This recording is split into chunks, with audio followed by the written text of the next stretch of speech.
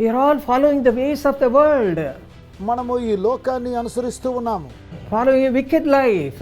చెడు మార్గాన్ని నడుస్తూ ఉన్నాము. All unwanted nature we have. మనకు పనికిరానటువంటి స్వభావము కలదు. But God wants to transform us just like Him. అయితే దేవుడు తన స్వరూపంలోనికి మనల్ని మార్చాలని కోరుతూ, Ask for it. దేవుని యొద్ద అడగండి. The Lord gives us the fruit of the Holy Spirit, long suffering. దేవుడు దీర్ఘశాంతము అనేటువంటి పరిశుద్ధాత్మ ఫలమును మనకు దయచేస్తూ ఉన్నాడు.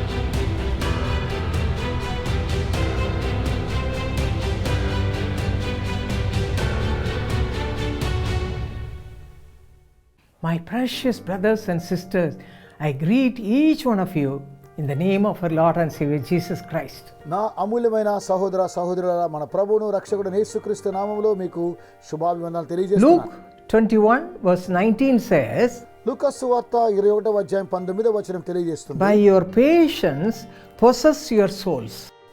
మీరు మీ ఓర్పు చేత మీ ప్రాణములను దక్కించుకొందురు.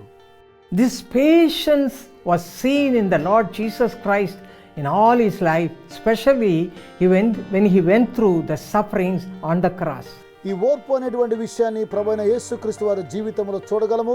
కల్వరి శిలువలోకి వెళ్ళినా కూడా ఓర్పును చూస్తూ ఉన్నాం. Just for us to receive the salvation, to receive blessings from the wretched life of sinful life, to come out of that and to have spiritual life. Salvation, with salvation, he gave his life on the cross and suffered so much. మనము పాపము నుండి విడుదల పొందడం కోసమై, సమాధానం కొరకై ఆయన ఈ భయంకరమైన లోకములో నుండి మనల్ని విడిపించడం కోసమై ఆయన కల్వరి శిలువలో శ్రమ పొందాడు, ఓర్పుతో సహించాడు. In this world we also go through terrible tribulations and problems. ఈ లోకంలో కూడా మనం అనేకమైనటువంటి శ్రమల గుండా, సమస్యల గుండా వెళుతూ ఉన్నాం. John 16:33, the Lord said, you have to go through tribulation, but be of good cheer. I have overcome all the tribulations. యోహాను సువార్త 16:33లో ప్రభు అంటున్నాడు, లోకములో మీకు శ్రమ కలుగును, అయినను ధైర్యము తెచ్చుకొనుడి, నేను లోకమును జయించి ఉన్నాను అంటున్నాడు. Now we are going to see how we can possess this precious gift, long suffering, in our lives, and how we can be blessed through that. దీర్ఘశాంతమనే ఈ వరాన్ని మన జీవితంలో ఏ విధంగా పొందుకొని మన జీవితాన్ని ఆశీర్వాదకరంగా ఉండాలో ధ్యానించబోతున్నాం. Colossians chapter 3 verse 12 says, as the elect of God, holy and beloved, put on long suffering. కొలస్సీ 3:12 ప్రకారము, కాగా దేవుని చేత ఏర్పరచబడిన వారును పరిశుద్ధులను ప్రియులైన వారికి తగినట్లుగా మీరు జాలిగల మనస్సును దీర్ఘ శాంతమును ధరించుకొనుడి. My precious brothers and sisters, first of all, our hearts should be transformed like Jesus. నా అమూల్యమైన సహోదర సహోదరులారా, మన మనస్సులో యేసుక్రీస్తు వలె రూపాంతరము చెందాలి. We are all following the ways of the world, మనము ఈ లోకాన్ని అనుసరిస్తూ ఉన్నాము, following a wicked life. చెడు మార్గాన్ని నడుస్తూ ఉన్నాము. All unwanted nature we have. మనకు పనికిరానటువంటి స్వభావము కలదు. But God wants to transform us just like Him. అయితే దేవుడు తన స్వరూపంలోనికి మనల్ని మార్చాలని కోరుతూ ఉన్నాడు. That's why He gave His life on the cross just for you and me. కనుకనే ఆయన కల్వరి శిలువలో నీ కొరకై నా కొరకై తన ప్రాణాన్ని సమర్పించాడు. So we have to go through this experience of having long suffering in our lives. మన జీవితాల్లో కూడా ఈ దీర్ఘశాంతం అనేటువంటి అనుభవాన్ని మనము కలిగి ఉండాలి. Colossians 3:12 says, కొలస్సీ 3:12 తెలియజేస్తుంది, put on long suffering. దీర్ఘశాంతం అనే మనస్సును కలిగి ఉండుడి. The same chapter 13th and 14th verses say, అదే అధ్యాయంలో 13, 14 వచనాలు తెలియచేస్తూ ఉన్నది, bearing with one another and forgiving one another, even as Christ forgave you, so you also must be able to do that. ప్రభువు మిమ్మల్ని క్షమించిన ప్రకారము మీరును క్షమించుడి, ఒకరికొకడు క్షమించమని ప్రభువు సెలవిస్తూ ఉన్నాడు. But above all these things, put on love, which is the bond of perfection. వీటన్నిటిపైన పరిపూర్ణతకు అనుబంధమైన ప్రేమను ధరించుకోండి. When we are saved by the mercy of God through the blood of Jesus Christ, we become a new person. మనము యేసుక్రీస్తు రక్తము ద్వారా, కృప ద్వారా రక్షించబడ్డాం కాబట్టి నూతన సృష్టిగా మార్చబడుతున్నాం. After that, the Bible says we have to grow in the Lord. ఆ తరువాత బైబిల్ అంటుంది దేవునిలో మనము ఎదగాలి అని. We have to read the word of God, దేవుని వాక్యాన్ని మనము చదవాలి, spend time at the feet of God in prayer, ప్రార్థనలో దేవుని పాదముల ఎదుట మనం గడపాలి. And we should walk a pleasing life before the Lord. దేవునికి ప్రీతికరమైన జీవితాన్ని మనము జీవించాలి. When we do like that, మనం అలా చేయడం ద్వారా the Lord gives us the fruit of the Holy Spirit, long suffering. దేవుడు దీర్ఘశాంతము అనేటువంటి పరిశుద్ధాత్మ ఫలమును మనకు దయచేస్తూ ఉన్నాడు. How we can possess that, we should see right now. ఇప్పుడు ఏ విధంగా దాన్ని పొందబోతున్నామో చూద్దాం. See the life of Joseph. యోసేపు యొక్క జీవితాన్ని ఒకసారి గమనించండి. He was the pet child of his father Jacob. యాకోబుకు యోసేపు చాలా ముద్దు బిడ్డ. He gave him a beautiful special robe for him. అతనికి విచిత్రమైనటువంటి అంగీని ధరింపజేశాడు. And he was pleasing the Lord at all times. ఎల్లప్పుడూ దేవునికి ప్రీతి కలిగి జీవించాడు. So he was spending much time with the Lord.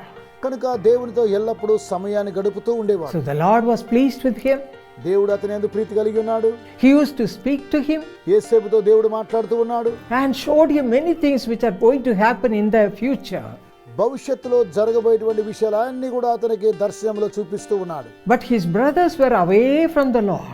అయితే తన సహోదరులు దేవునికి దూరంగా They ఉన్నారు. were not so close as Joseph had the close communion with the Lord.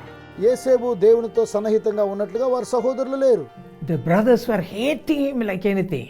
తద్వారా సహోదరులు అతన్ని ద్వేషించారు. So because of that, he had to face so many difficulties. తద్వారా అతడు అనేకమైనటువంటి శ్రమలను ఎదుర్కోవలసి వచ్చింది. If you read Romans chapter 12 verse 12, it says, "Be patient in tribulation." రోమిలికి రాసిన పత్రిక 12:12లో శ్రమయందు ఓర్పు గలవారై ఉండాలి. And in the same chapter, Romans 12:14, we read, "Bless those who persecute you." 12:14లో మిమ్మును హింసించు వారిని మీరు దీవించండి. Bless them and do not curse them. వారిని దీవించండి కానీ శపించవద్దు. This is a divine nature, ఇది దైవికమైనటువంటి స్వభావం. filled with the fruit of the Spirit, long suffering. దీర్ఘశాంతం అనే ఆత్మ ఫలములతో మీరు నింపబడండి. Joseph had this experience and he was growing in the Lord in the midst of all tribulation. అనేకమైనటువంటి శ్రమల గుండా యోసేపు ఈ యొక్క అనుభవాన్ని కలిగి దేవునిలో ఎదుగుతూ ఉన్నాడు. There was one woman who was filled with this long suffering fruit of the Spirit. దీర్ఘశాంతము అనేటువంటి ఆత్మ ఫలములతో నింపబడిన ఒక స్త్రీ కలదు. But all her people, her in-laws, sisters-in-law, mother-in-law, everybody hated her like anything. ఆమె ఈ విధంగా ఉండడం ద్వారా తన కుటుంబంలో ఉన్న ప్రతి ఒక్కొక్కరు కూడా ఆమెను ద్వేషించారు. They used to find fault with her all the time, whatever she does.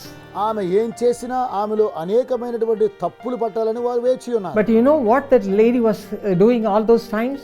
అయితే వారు అలా చేసినప్పుడు ఆమె ఏం చేసిందో తెలుసా She అండి? was just saying, "Thank you, Jesus. ఆమె యేసయ్యా వందనాలు అని Thank చెప్పారు. you, Jesus." యేసయ్యా వందనాలు. Because she was filled with the long suffering fruit of the Spirit, she was able to thank the Lord at that time. ఆమె దీర్ఘశాంతం అనే ఫలముతో నింపబడింది కాబట్టి ఆ సమయంలో కూడా దేవునికి వందనాలు చెల్లించింది. Days went on, దినములు గడుస్తూ ఉన్నాయి. and the people in their home, that her in-laws, could realize her true love. ఆ కుటుంబములో ఉన్నటువంటి వారందరూ కూడా నిజమైన ప్రేమను వారు రుచి చూశారు. Slowly they asked her, "How you are able to forgive us? How you are able to show us love in this position?" వారన్నారు, ఇలాంటి పరిస్థితిలో కూడా నీవు ఎలాగున మమ్మల్ని ప్రేమించగలిగావు, ఎలాగున మమ్మల్ని క్షమించొచ్చున్నావు అని She అడుగుతున్నారు. explained to them about the love of Jesus Christ, అప్పుడు ఆమె ప్రభువైన యేసుక్రీస్తుని ప్రేమను గురించి వివరించింది. how he blesses with a long suffering fruit of the Spirit when we rely upon him all the time. ఎల్లప్పుడూ ఆయనను హత్తుకున్నట్లయితే ఏ విధంగా ఆయన దీర్ఘశాంతం అనేటువంటి ఫలముతో నింపుతాడని వివరించింది. Through that, the home became a sweet home. తద్వారా ఆ యొక్క గృహం అంతా కూడా సుమధురమైన గృహంగా మారింది. You can also have a sweet home మీ యొక్క గృహం కూడా సుమధురమైన గృహంగా మార్చబడాలి. by possessing the fruit of the Spirit, long suffering. దేవుని ఆత్మ అనేటువంటి దీర్ఘశాంతం అనే ఫలము చేత నీవు నింపబడాలి. Would you like to have this divine peace in your home? మీ గృహంలో దైవికమైన సమాధానం కావాలని కోరుతున్నాను. Do according to what that lady did and our little Joseph did.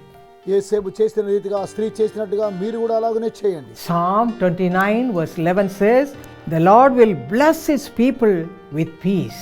29వ కీర్తన 11వ వచనంలో యెహోవా తన ప్రజలకు సమాధానం కలుగజేసి వారిని ఆశీర్వదించును. Everyone will receive the love of God, and they will be a testimony before the world. ప్రతి ఒక్కొక్కరు కూడా దేవుని యొక్క ప్రేమను కనుగొని ఈ లోకానికి వారు సాక్షాత్తంగా జీవిస్తారు. Ask for it. దేవుని యొద్ద అడగండి. Spend time at the feet of God and ask him, Lord, fill me with the fruit of the Holy Spirit, long దేవుని suffering. పాదముల యొద్ద కూర్చొని, దేవా నన్ను దీర్ఘశాంతం అనేటువంటి పరిశుద్ధాత్మ ఫలము దయచేయండి. Give me grace to shine before everybody ప్రతి ఒక్కొక్కరి ఎదుట ప్రకాశించడానికి కృప దయచేయండి. and to be a witness for the glory of the Lord. దేవుని మహిమార్థమై సాక్షాత్తంగా జీవించాలని కోరండి. యేసు పిలుచుచున్నాడు కుటుంబ ఆశీర్వాద పథకం. దీనిలో చేరే మీరందరి కోసం ప్రార్థనా గోపురంలో ప్రార్థన చేస్తున్నారు. మీరు లక్షలాది మంది ప్రజల కన్నీటిని తుడవడం వల్ల ఆశీర్వదించబడడం ఖాయం. www.jesuscalls.org లేక యేసు పిలుచుచున్నాడు ప్రార్థనా గోపురానికి ఈరోజే సంప్రదించండి. యేసు పిలుచుచున్నాడు కుటుంబ ఆశీర్వాద పథకం. మీ కుటుంబ ఆశీర్వాదం కొరకు మేము ప్రార్థిస్తున్నాం.